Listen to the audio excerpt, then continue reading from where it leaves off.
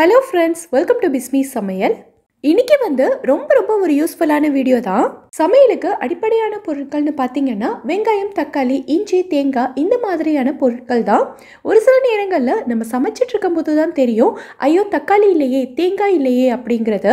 So அந்த நேரத்தில் நம்ம அதுக்கு பதிலாக வேற என்னென்ன பொருட்கள்லாம் யூஸ் பண்ணணும்னா அதே அளவுக்கு டேஸ்ட்டை நம்ம சமையலில் கொண்டு வர முடியும் அப்படிங்கிற சமையலை சமாளிக்கக்கூடிய கிச்சன் டிப்ஸ் தான் இந்த வீடியோவில் பார்க்க போகிறோம். வீடியோக்குள்ள போகிறதுக்கு முன்னாடி புதுசாக பார்க்குறவங்க சப்ஸ்கிரைப் பண்ணிக்கோங்க. இப்போ நம்ம ஃபர்ஸ்ட் டிப் என்னங்கிறத பார்க்கலாம். நம்மள நிறைய பேருக்கு டீயில் இஞ்சி, ஏலக்காயெல்லாம் தட்டி போட்டு குடிக்கிறது ரொம்ப பிடிக்கும். இந்த இஞ்சி டீ தொண்டைக்கு நல்ல இதமாக இருக்கிறதோட வாசனையும் அவ்வளோ சூப்பராக இருக்கும். சில சமயங்களில் நம்ம பாலெல்லாம் நல்லா கொதிக்க வச்சுட்டு இஞ்சி தட்டி போடலான்னு நினைக்கும் போது வீட்டில் சுத்தமாக இஞ்சியே இருக்காது. ஸோ அந்த மாதிரி நேரங்களில் நீங்கள் கொஞ்சம் கூட டென்ஷன் ஆகவே வேண்டாம். இந்த இஞ்சிக்கு பதிலாக நம்ம வீட்டில் இருக்கக்கூடிய வேற ஒரு பொருளை சேர்த்தோன்னா டீ தொண்டைக்கு இதமாக அவ்வளோ வாசனையாக இருக்கும். இஞ்சிக்கு பதிலாக நம்ம மிளகு தான் சேர்க்க போகிறோம். இவ்வளோ மிளகு நமக்கு தேவைப்படாது, கொஞ்சமாக சேர்த்தா போதும். இந்த மிளகை அப்படியே முழுசாக சேர்த்துடக்கூடாது. ஒரு இடிக்கல்லில் போட்டு நல்லா இடிச்சிட்டு அதுக்கப்புறமா சேர்த்துக்கலாம். என்கிட்ட இடிக்கல் இல்லை, ஸோ இந்த மாதிரி ஒரு டிஷ்யூவில் வச்சு நான் இடிச்சுக்கிறேன். ரொம்ப பவுடர் பண்ணிட வேண்டாம், இந்த அளவுக்கு ஒன்றும் பாதியமாக இருந்தாலே போதும். இப்போது இதை நம்ம பாலில் சேர்த்துக்கலாம். அடுத்து நீங்கள் எப்பவும் போல் டீ தூள், சுகர் எல்லாம் போட்டு டீ போட்டுக்கலாம். இந்த டீக்கு மிளகை நல்லா இடிச்சிட்டு தான் நீங்கள் சேர்த்துக்கணும். நம்ம வீட்டில் எப்போவுமே பெப்பர் பவுடர் அரைச்சி வச்சுருப்போம் இல்லையா, அதெல்லாம் சேர்க்கவே கூடாது. மிளகு சேர்க்கறதுனால உடம்புக்கும் ரொம்ப நல்லது. டீயும் அவ்வளோ சூப்பராக இருக்கும். கண்டிப்பாக ட்ரை பண்ணி பாருங்கள். இப்போ நம்ம அடுத்த டிப் என்னங்கிறத பார்க்கலாம். இட்லி, தோசைக்கெல்லாம் தேங்காய் சட்னி அரைப்போம். இந்த தேங்காய் சட்னிக்கு பொதுவாகவே எல்லாரும் பொட்டுக்கடலை சேர்த்து தான் அரைப்போம். சப்போஸ் நம்ம வீட்டில் பொட்டுக்கடலை இல்லை, நம்ம முன்னாடியே வாங்கி வைக்கிறதுக்கு மறந்துட்டோம் அப்படின்னா பொட்டுக்கடலைக்கு பதிலாக எந்த பொருள் சேர்த்து அரைச்சா சட்னி சூப்பர் டேஸ்ட்டில் இருக்கும், எல்லாரும் விரும்பி சாப்பிடுவாங்கன்றதை பார்க்கலாம். சட்னியில் கடலைக்கு பதிலாக நம்ம பாசிப்பருப்பு தான் சேர்க்க போகிறோம். தேங்காய் எந்த அளவுக்கு எடுத்துருக்கோமோ அதே அளவுக்கு பாசிப்பருப்பு எடுத்துக்கணும். இதை நம்ம அப்படியே சேர்த்து அரைச்சிடக்கூடாது. ஃபஸ்ட்டு பாசிப்பருப்பை நல்லா வறுத்துக்கணும். எண்ணெய் எதுவும் சேர்க்கக்கூடாது. எண்ணெய் சேர்க்காமலேயே ஸ்டவ் நல்லா கம்மியாக வச்சு இந்த அளவுக்கு பொன்னிறமாக வறுத்துக்கோங்க. ஸ்டவ்வை ஆஃப் பண்ணிவிட்டு இந்த பருப்பை பேன்லேயே விட்டுறாதீங்க, வேற ஒரு பிளேட்டுக்கு மாற்றிட்டு நல்லா ஆற விட்டுருங்க. நல்லா ஆறினதுக்கப்புறமா ஒரு மிக்சி ஜாரில் தேங்காய், நம்ம வறுத்து வச்சுருந்த பாசிப்பருப்பு ரெண்டத்தையும் சேர்த்து நல்லா அரைச்சி எடுத்துக்கலாம். இந்த அளவுக்கு நல்லா கொரன்னு அரைச்சதுக்கப்புறமா காரத்துக்காக பச்சை மிளகாய், ஒரு பல்லு பூண்டு, தேவையான அளவுக்கு உப்பு, கொஞ்சமாக தண்ணி சேர்த்து நல்ல ஃபைன் பேஸ்ட்டாக அரைச்சி எடுத்துக்கோங்க.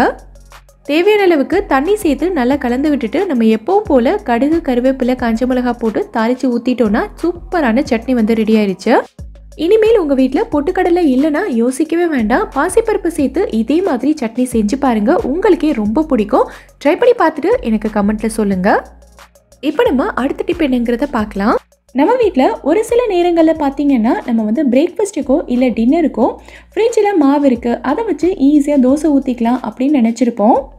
ஆனால் டப்பாவை திறந்து பார்க்கும்போது தான் தெரியும் மாவு காலியாக போகுது, ரொம்ப கம்மியான அளவில் தான் இருக்குது அப்படின்னு. இந்த மாவு வச்சு ஒரு 3 தோசை தான் சுட முடியும். ஆனால் இந்த நேரத்தில் இதுக்காக நம்ம வேறு டிஃபனும் செஞ்சிட்ருக்க முடியாது. அப்படிங்கிற நேரத்தில் இந்த 3 தோசை சுடுற மாவை வச்சு நம்ம 6 தோசை வரைக்கும் தாராளமாக சுடலாம். எப்படிங்கிறத பார்க்கலாம்.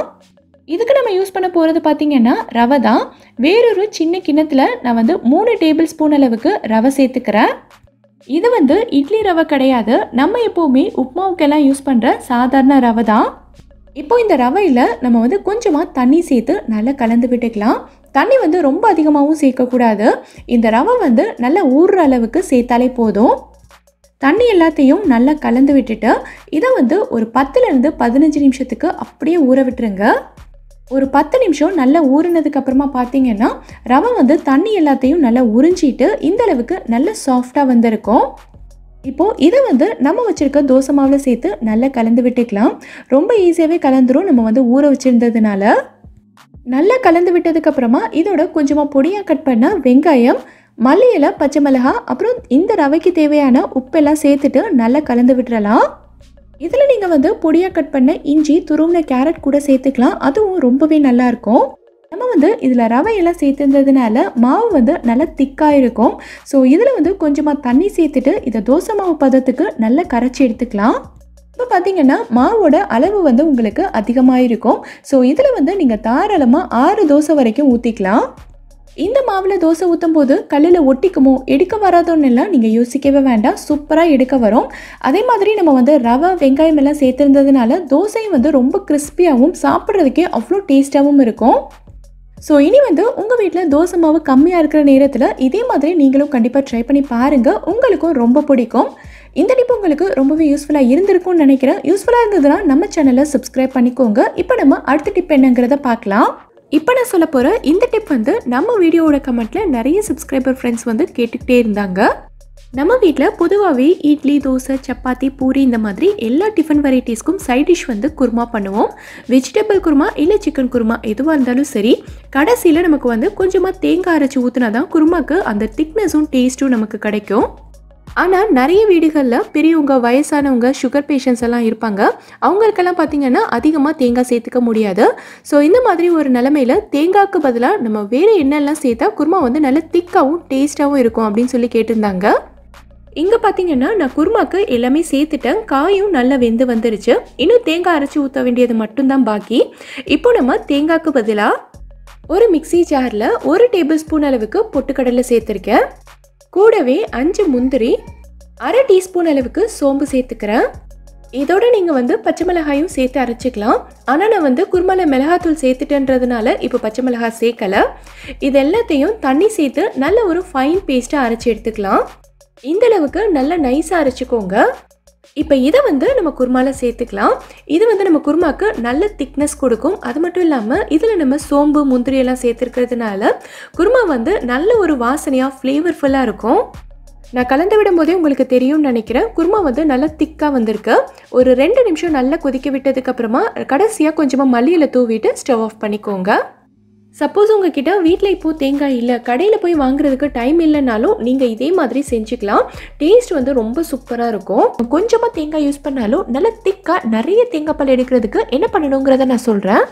இந்த தேங்காயை ரொம்ப மெல்லிஸாக கட் பண்ண வேண்டியதில்லை, கொஞ்சம் பெரிய பெரிய பீசஸாகவே நான் போட்டுக்கிறேன். இப்போது இதை வந்து வைப்பரில் ஒரு 2-3 தடவை சுற்றி எடுத்துக்கலாம். தேங்காயை அரைச்சிடக்கூடாது. லைட்டாக வைப்பரில் போட்டு எடுத்திங்கனாலே இந்த மாதிரி நல்ல பூவாக கிடச்சிரும். பார்த்தீங்கன்னா நமக்கு தேங்காய் பூ ரெடி ஆயிடுச்சு. இதை வந்து நீங்கள் பொரியல் செய்யும்போது, கூட்டு செய்யும்போதெல்லாம் யூஸ் பண்ணிக்கலாம். இதை இப்படியே வந்து நீங்கள் ஃப்ரிட்ஜில் ஸ்டோர் பண்ணி வைக்கிறதா இருந்தாலும் வச்சுக்கலாம். இப்போ இதில் நம்ம தேங்காய் பால் எடுக்கிறதுக்காக நம்ம தேங்காய் உடைக்கும் போது தண்ணியை ஃபில்டர் பண்ணி எடுத்து வச்சோல, அதை தான் சேர்த்துக்க போகிறோம். இந்த தண்ணியை நீங்கள் வெறுமனே குடிக்கலாம். அப்படி இல்லைன்னா சட்னி அரைக்கிறதுக்கோ குழம்பு வைக்கிறதுக்கோ யூஸ் பண்ணிக்கலாம். எதில் சேர்த்தாலுமே டேஸ்ட் வந்து அவ்வளோ சூப்பராக இருக்கும். நான் இன்றைக்கி வந்து தேங்காய் பால் பிழிகிறதுக்கு சேர்க்க போகிறேன். இப்போது இதை வந்து லைட்டாக அரைச்சி எடுத்துக்கலாம். பார்த்திங்கன்னா இந்த மாதிரி நல்ல கொரன்னு இருக்குது. இப்போ தான் நம்ம வந்து ஒரு முக்கியமான பொருள் சேர்க்க போகிறோம். தேங்காய் பாலுக்கு நல்ல திக்னஸ் கொடுக்கறதுக்காக நான் வந்து பச்சரிசி தான் எடுத்திருக்கேன். 1 டேபிள் ஸ்பூன் அளவுக்கு பச்சரிசி எடுத்து நல்லா கழுவிட்டு 15 நிமிஷத்துக்கு ஊற வச்சு எடுத்திருக்கேன். இதை தான் நம்ம வந்து தேங்காயோடு சேர்த்து அரைக்க போகிறோம். பச்சரிசி சேர்த்து அரைக்கும் போது தேங்காய் பால் வந்து நல்ல திக்காக இருக்கும். அதே சமயம் டேஸ்ட்டும் நமக்கு ரொம்ப சூப்பராக இருக்கும். நீங்கள் வந்து இடியாப்பம், ஆப்பத்துக்கெல்லாம் தேங்காய் பால் எடுக்கும்போது இந்த மாதிரி ஒரு தடவை ட்ரை பண்ணி பாருங்கள். பாலும் நல்ல திக்காக இருக்கும், டேஸ்ட்டும் சூப்பராக இருக்கும். இது கூடவே நான் வந்து கொஞ்சமாக தண்ணியும் சேர்த்துட்டு இந்தளவுக்கு நல்ல நைஸாக அரைச்சி எடுத்திருக்கேன். இதை வடிகட்டுறதுக்கு நம்ம வடிகட்டியெல்லாம் யூஸ் பண்ண போகிறது இல்லை. இந்த மாதிரி ஒரு க்ளீனான காட்டன் துணி தான் எடுத்திருக்கேன். வடிகட்டியில் புளிஞ்சோன்னா நம்ம வந்து கொஞ்சம் கொஞ்சமாக ஊற்றி புளிகிற மாதிரி இருக்கும். நமக்கு வந்து டைமும் அதிகமாக இழுக்கும். ஆனால் இந்த மாதிரி துணியில் ஊற்றி பிழியும் போது எவ்வளோ அரைச்சாலும் சரி, மொத்தமாக ஊற்றிட்டு நல்லா பிழிஞ்சு எடுத்துடலாம். இதை வந்து தலைப்பால்னு சொல்லுவாங்க. எவ்வளோ சூப்பராக கெட்டியாக வந்திருக்கு பாருங்கள். இப்போ இதில் நம்ம மறுபடியும் கொஞ்சமாக தண்ணி சேர்த்து நல்லா அரைச்சிட்டு 2வது தேங்காய் பால் பிழிஞ்சிக்கலாம். நான் தேங்காய் வந்து கொஞ்சமாக தான் எடுத்திருந்தேன். ஆனால் பால் வந்து எவ்வளோ சூப்பராக திக்காக வந்திருக்கு பாருங்கள். பார்க்கும்போதே உங்களுக்கு தெரியும்னு நினைக்கிறேன். பச்சரிசி சேர்த்துருக்கிறதுனால டேஸ்ட் மாறுமோன்னெல்லாம் நீங்கள் நினைக்க வேண்டாம். நம்ம ரொம்ப கம்மியான அளவில் தான் சேர்த்துருக்கோம். ஸோ கண்டிப்பாக மாறாது. இதே மாதிரி நீங்களும் ட்ரை பண்ணி பார்த்துட்டு எனக்கு கமெண்ட்டில் சொல்லுங்கள். ஸோ இன்றைக்கி நம்ம வெங்காயம், தக்காளி, தேங்காய் இது எதுவுமே சேர்க்காம நம்மளோட பட்ஜெட்டுக்கு ஏற்ற மாதிரி ஒரு சூப்பரான சட்னி எப்படி செய்கிறதுன்னு பார்க்கலாம். ஒரு பேன் நல்லா சூடானதும் இதில் 1/2 டீஸ்பூன் அளவுக்கு எண்ணெய் சேர்த்துக்கிறேன். எண்ணெய் வந்து நம்ம அதிகமாக சேர்க்க வேண்டாம், ஒரு 1/2 டீஸ்பூன் அளவுக்கு மட்டும் சேர்த்தா போதும். எண்ணெய் சூடானதும் 2 பல்லு பூண்டை கட் பண்ணி வச்சுருக்கேன், அதையும் சேர்த்துட்டு கூடவே கொஞ்சமாக கருவேப்பிலையும் சேர்த்துக்கலாம். கருவேப்பிலை சேர்க்கும் போது சட்னியோட டேஸ்ட்டும் சரி, வாசனையும் சரி ரொம்ப சூப்பராக இருக்கும். இப்போ இதோட ஒரு 5-6 காஞ்ச மிளகாய் சேர்த்துக்கிறேன். காஞ்ச மிளகாய் வந்து உங்கள் காரத்துக்கு ஏற்ற மாதிரி சேர்த்துக்கங்க. இப்போ இது எல்லாத்தையும் லைட்டாக வறுத்துக்கலாம். காஞ்ச மிளகாய் வந்து நமக்கு கருகிடக்கூடாது. ஸோ ஸ்டவ்வை வந்து நல்லா குறைச்சி வச்சுட்டு லைட்டாக வறுத்துக்கங்க. இந்த அளவுக்கு வறுப்பட்டதும் ஸ்டவ் ஆஃப் பண்ணிவிட்டு நல்லா ஆற விட்டுறலாம்.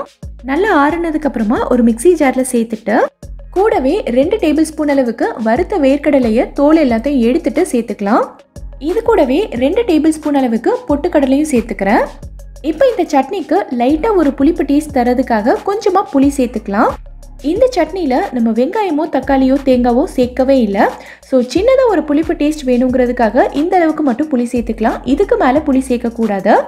இப்போ இந்த சட்னிக்கு தேவையான அளவுக்கு உப்பு சேர்த்துட்டு கொஞ்சமாக தண்ணி சேர்த்து நல்லா நைஸாக அரைச்சி எடுத்துருங்க. இந்த அளவுக்கு நல்லா அரைச்சாச்சு. இதை வேறொரு பவுலுக்கு மாற்றிக்கலாம். கொஞ்சமாக தண்ணி சேர்த்து மிக்ஸி ஜார் அலசி உள்ளே சேர்த்துட்டு நல்லா கலந்து விட்டுருங்க. அடுத்து நம்ம எப்பவும் போல் கடுகு கருவேப்பிலை காஞ்ச மிளகாய் சேர்த்து தாளித்து ஊற்றி நல்லா கலந்து விட்டுறலாம். இப்போ நமக்கு வெங்காயம் தக்காளி தேங்காய் எதுவுமே சேர்க்காம ஒரு சூப்பரான சட்னி ரெடி ஆயிடுச்சு. இந்த சட்னியோட டேஸ்ட் பார்த்தீங்கன்னா அவ்வளோ சூப்பராக இருக்கும். ட்ரை பண்ணி பாருங்கள். நம்ம வீட்டில் மதியம் செஞ்ச சிக்கன் குழம்பு மட்டன் குழம்பெல்லாம் மிஞ்சிருச்சுன்னா நைட்டுக்கோ இல்லை அடுத்த நாள் காலையிலையோ அதை வச்சு சப்பாத்திக்கோ இல்லை தோசைக்கோ தொட்டு சாப்பிடுவோம். எப்போவுமே ஒரே மாதிரி செய்யாமல் ஒரு நாள் மட்டும் கொஞ்சம் டிஃப்ரெண்ட்டாக இந்த மீந்து போன குழம்பு வச்சு கொஞ்சம் புதுசாக சூப்பராக நம்ம வந்து பிரேக்ஃபாஸ்ட்டோ இல்லை டின்னரோ ரெடி பண்ணிக்கலாம். இப்போது இந்த சிக்கன் குழம்பை வந்து வேறொரு பாத்திரத்துக்கு மாற்றிட்டு இது கூட ஒரு 2 டம்ளர் அளவுக்கு தேங்காய் பால் இன்னும் 2 டம்ளர் அளவுக்கு தண்ணி சேர்த்துக்கிறேன். நம்ம சேர்த்த தேங்காய் பாலுக்கும் தண்ணிக்கும் ஏற்ற மாதிரி கொஞ்சமாக மிளகாய்த்தூள் கூடவே கொஞ்சமாக சிக்கன் மசாலா இதுக்கு தேவையான அளவுக்கு உப்பு சேர்த்து நல்லா கலந்து விட்டுறலாம். இது எல்லாமே நல்லா கொதிச்சு வரட்டும். நல்லா கொதிச்சு வந்ததுக்கப்புறமா இதில் நம்ம மேக்ரோனி தான் சேர்க்க போகிறோம். நான் இன்றைக்கி வந்து இந்த மாதிரி இருக்கிறத எடுத்திருக்கேன். உங்ககிட்ட ஸ்பைரல் டைப்பில் இருந்ததுன்னா நீங்கள் அதுவும் எடுத்துக்கலாம். எந்த ஷேப்பில் இருந்தாலும் ஓகே தான். பொதுவாகவே நம்ம வந்து சிக்கன் மேக்ரோனி எல்லாம் செய்யும்போது வெங்காயம் தக்காளி சேர்த்து நல்லா தாளிச்சிட்டு அதுக்கப்புறமா மசாலா சேர்த்து நம்ம செய்வோம். இப்படி நம்ம செய்யும்போது அதிகமாக நேரமும் ஆகும், வேலையும் நமக்கு இழுக்கும். ஸோ இந்த மாதிரி மீந்து போன குழம்பு வச்சு செய்யும்போது வேலையும் சீக்கிரமாக முடிஞ்சிடும், நல்ல டேஸ்ட்டாகவும் இருக்கும். நல்லா வேக வச்சு எடுத்துட்டிங்கன்னா சூப்பரான பிரேக்ஃபாஸ்ட்டோ இல்லை டின்னரோ ரெடி ஆயிரும். கண்டிப்பாக இந்த மெத்தடை ஒரு தடவை ட்ரை பண்ணி பாருங்கள். நம்ம வீட்டில் முட்டைக்கோஸ் பொரியல் பண்ணோன்னா பொதுவாகவே வீட்டில் இருக்கிற குட்டீஸ் எல்லாம் இதை விரும்பி சாப்பிட மாட்டாங்க. குட்டீஸாக இருந்தாலும் சரி பெரியவங்களாக இருந்தாலும் சரி இதை வந்து மதிய சாப்பாடுக்கு சாப்பிட்றதே பெரிய விஷயம்தான். ஆனால் இந்த முட்டைக்கோஸ் பொரியல் மதியம் வந்து கொஞ்சம் மீதமாயிருச்சு. இதை வந்து நைட்டுக்கு கொடுத்தா கண்டிப்பாக யாருமே சாப்பிட மாட்டாங்க. ஆனால் ஒரு ஆள் வந்து சாப்பாடுக்கு வச்சு சாப்பிட்லாம், அவ்வளோ இருக்குது. இதை வந்து நம்ம வேஸ்ட் பண்ணவும் முடியாது. இதில் வந்து நான் கொஞ்சமாக மஞ்சள் தூளும் ஒரு 1/2 டீஸ்பூன் அளவுக்கு மிளகுத்தூள் அப்புறம் கொஞ்சமாக உப்பு சேர்த்துக்கிறேன். கூடவே 2 முட்டையை உடைச்சி சேர்த்துக்கிறேன். அப்புறம் கொஞ்சமாக பொடியாக கட் பண்ண மல்லி இலை சேர்த்துட்டு இதை வந்து நல்லா மிக்ஸ் பண்ணி விட்டுக்கலாம். ஸ்பூன் வச்சு மிக்ஸ் பண்ணுறதை விட இந்த மாதிரி ஒரு ஃபோர்க் வச்சு நல்லா அடிச்சிட்டிங்கன்னா ஈஸியாக கலந்துடலாம். அது மட்டும் இல்லாமல் ஃபோர்க் வச்சு அடிக்கும்போது முட்டை வந்து நமக்கு நல்லா ஃப்ளஃபியாக வரும். இந்த அளவுக்கு நொர பொங்க நல்லா அடித்ததுக்கப்புறமா ஒரு பேனை சூடு பண்ணிவிட்டு அதில் நான் வந்து கொஞ்சமாக பட்டர் சேர்த்துருக்கேன். உங்களுக்கு பட்டர் சேர்க்க விருப்பம் இல்லைன்னா நீங்கள் வந்து எப்பவும் போல் குக்கிங் ஆயிலே சேர்த்துக்கலாம். இந்த மாதிரி நம்ம செஞ்சு கொடுக்கும்போது இதில் முட்டைக்கோஸ் சேர்த்துருக்கோங்கிறதே தெரியாது, அவ்வளோ சாஃப்டாக இருக்கும். வீட்டில் இருக்க குட்டீஸ்லேருந்து பெரியவங்க வரைக்கும் எல்லாரும் விரும்பி சாப்பிடுவாங்க. இதில் உங்களுக்கு வந்து இன்னும் காரம் வேணும்னா நீங்கள் வந்து பச்சை மிளகாயை கட் பண்ணி சேர்த்துக்கலாம். அப்படி இல்லைன்னா கொஞ்சமாக மிளகாய்த்தூள் கூட சேர்த்துக்கலாம். இது வந்து கொஞ்சம் திக்காக இருக்கிறதுனால நீங்கள் எப்பயும் போல் தோசை கரண்டி வச்சு திருப்பி போட்டிங்கன்னா கண்டிப்பாக பிஞ்சிடும். ஸோ இதை திருப்புறதுக்கு இந்த மாதிரி ஒரு மூடி எடுத்துக்கங்க. பேனை கையில் தூக்கிட்டு லைட்டாக இந்த மூடியில் சாய்ச்சிக்கனாலே ஈஸியாக வந்துடும். இப்போது அதே பேனை வச்சு மூடிட்டு கையில் பிடிச்சிருக்க மூடியை தலைகீழ திருப்பினீங்கன்னா ஈஸியாக வேலை முடிஞ்சிடும். கொஞ்சம் கூட பிய்யாமல் அவ்வளோ சூப்பராக வரும். முட்டைக்கோஸில் மட்டும்தான் நீங்கள் இதே மாதிரி செய்யணும்னு கிடையாது. இந்த பொரியல் உங்களுக்கு மீதமாயிருச்சுனாலும் நீங்கள் இதே மாதிரி ட்ரை பண்ணலாம். வீட்டில் இருக்கிற எல்லாரும் விரும்பி சாப்பிடுவாங்க. இந்த டிப் உங்களுக்கு ரொம்பவே யூஸ்ஃபுல்லாக இருக்கும்னு நினைக்கிறேன். கண்டிப்பாக ட்ரை பண்ணி பாருங்கள். நம்ம வீட்டில் மதியம் செஞ்ச சாதம் எல்லாம் மீதமாயிருச்சு அப்படின்னா பெரும்பாலும் இதை வந்து நம்ம நைட்டே சாப்பிட்டு முடிச்சிடுவோம். ஒரு சில நேரங்களில் நம்ம வந்து நைட்டு சாதம் சாப்பிடல அப்படின்னா அடுத்த நாள் வந்து இது வேஸ்ட் ஆகிற மாதிரி இருக்கும். ஸோ இந்த சாதத்தை நம்ம வந்து கொஞ்சம் கூட வேஸ்ட் பண்ணாமல் அடுத்த நாள் எப்படி யூஸ் பண்ணிக்கிறதுன்னு பார்க்கலாம். மீதமான சாதம் எல்லாத்தையும் இந்த மாதிரி ஒரு டப்பாவில் போட்டுட்டு இதை வந்து அப்படியே எடுத்து ஃப்ரிட்ஜில் வச்சுருங்க. அடுத்த நாள் நீங்கள் வந்து சமைக்கிறதுக்கு ஒரு 1/2 மணி நேரத்துக்கு முன்னாடி இதை ஃப்ரிட்ஜிலேருந்து வெளியில் எடுத்து வச்சுருங்க. இங்கே பார்த்தீங்கன்னா நான் வந்து சாதம் வைக்கிறதுக்காக அரிசி எடுத்திருக்கேன். எப்போவுமே நீங்கள் வந்து எவ்வளோ அரிசி எடுப்பீங்களோ இன்றைக்கி வந்து அதை விட கம்மியான அளவில் எடுத்துக்கிட்டால் போதும். இப்போது இந்த அரிசியை வந்து நல்லா கழுவிட்டு இந்த அரிசிக்கு தேவையான அளவுக்கு மட்டும் நம்ம தண்ணி சேர்த்துக்கலாம். நான் இன்றைக்கி வந்து ரைஸ் குக்கரில் செய்கிறேன். நீங்கள் வந்து பானையில் வடிக்கிறதா இருந்தாலும் சரி, இல்லை ப்ரெஷர் குக்கரில் செய்கிறதா இருந்தாலும் சரி, இதே மெத்தடில் செஞ்சுக்கலாம். இது கூடவே நீங்கள் வந்து எப்போவுமே சாதத்தில் உப்பு சேர்ப்பீங்க அப்படின்னா இந்த அரிசிக்கு தேவையான உப்பு மட்டும் சேர்த்துக்கலாம். இப்போது இது கூடவே மீதி இருக்கிற சாதம் எல்லாத்தையும் சேர்த்துட்டு நல்லா கலந்து விட்டுறலாம். அடுத்து வந்து இதை நீங்கள் எப்பயும் போல் வேக வச்சு எடுத்துக்கலாம். சாதம் வந்து ரெடி ஆயிடுச்சு. நான் இதை உங்களுக்கு எடுத்து காட்டுறேன் பாருங்கள். எவ்வளோ சூப்பராக நல்ல உதிரி உதிரியாக வந்திருக்குன்னு. இதில் வந்து நீங்கள் கவனிக்க வேண்டிய ஒரு முக்கியமான விஷயம் என்னென்னா, இந்த சாதத்தை நீங்கள் முடிஞ்ச வரைக்கும் மதியமே காலி பண்ணிடணும். ஏன்னா இதில் வந்து நம்ம பழைய சாதமெல்லாம் சேர்த்துருக்கிறதுனால இது நைட்டு வரைக்கும் ரொம்ப நேரத்துக்கெல்லாம் இருக்குமாங்கிறது கொஞ்சம் சந்தேகம்தான். இது வந்து உங்களுக்கு டெய்லி செய்கிறதுக்கெல்லாம் செட் ஆகாது. எப்பயாவது ஒரு நாள் நிறைய சாதம் மீதமாயிடுச்சுங்கும் போது இந்த மெத்தடில் நீங்கள் செஞ்சுக்கலாம். ரொம்பவே யூஸ்ஃபுல்லாக இருந்திருக்கும்னு நினைக்கிறேன். இப்போ நம்ம அடுத்த டிப் என்னங்கிறத பார்க்கலாம். பொதுவாகவே நம்ம வீட்டில் அப்பளமெல்லாம் வறுக்கும்போது பார்த்திங்கன்னா நம்ம நிறைய எண்ணெய் ஊற்றி தான் வறுக்கிற மாதிரி இருக்கும். அப்போ தான் அப்பளம் வந்து எல்லா பக்கமும் நல்லா பொரிஞ்சு வரும். ஸோ இந்த பிரச்சனைகள்லாம் இல்லாமல் 2 டேபிள் ஸ்பூன் அளவுக்கு எண்ணெய் சேர்த்தாலே போதும். அப்பளம் வந்து நல்லா கிறிஸ்பியாக சூப்பராக ஃப்ரை பண்ணிடலாம். எப்படிங்கிறத பார்க்கலாம். அப்பளத்தை வந்து நம்ம அப்படியே முழுசாக வறுக்காமல் இதை வந்து கொஞ்சம் சின்ன சின்ன பீசஸாக உடச்சிடலாம். இதை வந்து 2 அப்படி இல்லைன்னா 4 பீசஸாக உடச்சிக்கோங்க. நான் இன்றைக்கி வந்து 4 பீஸாக தான் உடச்சிருக்கேன். இந்த கடாயில் பார்க்கும்போதே உங்களுக்கு தெரியும், நான் வந்து ரொம்ப கம்மியான அளவில் தான் எண்ணெய் சேர்த்துருக்கேன். இப்போ நம்ம உடச்சி வச்சுருக்க அப்பளத்தை உள்ளே சேர்த்து வறுத்துடலாம். நம்ம வந்து கொஞ்சமாக எண்ணெய் சேர்த்துட்டு அப்பளத்தை வந்து அப்படியே முழுசாக போட்டு வறுக்கலாம்னு நினச்சோன்னா அப்பளம் வந்து ஒரு பக்கம் பொரிஞ்சு ஒரு பக்கம் பொரியாமல் இருக்கும். ஆனால் இந்த மாதிரி குட்டி குட்டி பீசஸாக சேர்க்கும் போது எல்லா பக்கமுமே நல்ல சூப்பராக பொரிஞ்சு வரும். ஒரே நேரத்தில் நம்ம வந்து 2-3 பீஸ் போட்டு கூட வறுத்து எடுத்துக்கலாம். ஸோ இந்த மாதிரி செய்யும்போது எண்ணெயும் நமக்கு வந்து ரொம்ப கம்மியான அளவில் தான் செலவாகும். ஸோ நிறைய எண்ணெய் ஊற்றி வறுக்கும்போது பார்த்திங்கன்னா வறுத்து முடித்ததுக்கப்புறமா மீதி இருக்கிற அந்த எண்ணெயை நம்ம வேறொரு டப்பாவில் ஊற்றி வச்சு ஒவ்வொரு தடவையும் சமையலுக்கு யூஸ் பண்ணுற மாதிரி இருக்கும். அது மட்டும் இல்லாமல் அப்பளம் வறுத்த எண்ணெயோட அடிப்பகுதியில் பார்த்திங்கன்னா ரொம்ப கசடாக இருக்கும். ஸோ இதிலேருந்து பாதி எண்ணெய் நமக்கு வந்து வேஸ்ட் ஆகிற மாதிரி இருக்கும். அது மட்டும் இல்லாமல் இதில் இருக்க இன்னொரு விஷயம் என்னென்னா, நீங்கள் இன்றைக்கி வந்து அப்பளம் வறுக்க போகிறீங்க அப்படின்னா குழம்போ பொரியலோ செய்கிறதுக்கு முன்னாடி நீங்கள் வந்து அப்பளம் வறுத்துட்டு இதே கடாயிலேயே இதே எண்ணெயிலேயே நீங்கள் வந்து குழம்போ பொரியலோ தாளிச்சிக்கலாம்.